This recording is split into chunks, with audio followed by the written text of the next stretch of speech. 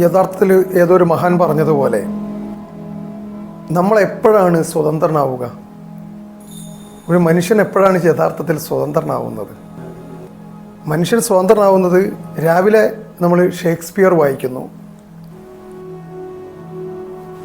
അത് കഴിഞ്ഞ് ഷേക്സ്പിയർ വായിച്ചു കഴിഞ്ഞ് കുറച്ച് സമയം കഴിഞ്ഞ് അയാൾ മീൻ പിടിക്കാൻ പോകുന്നു.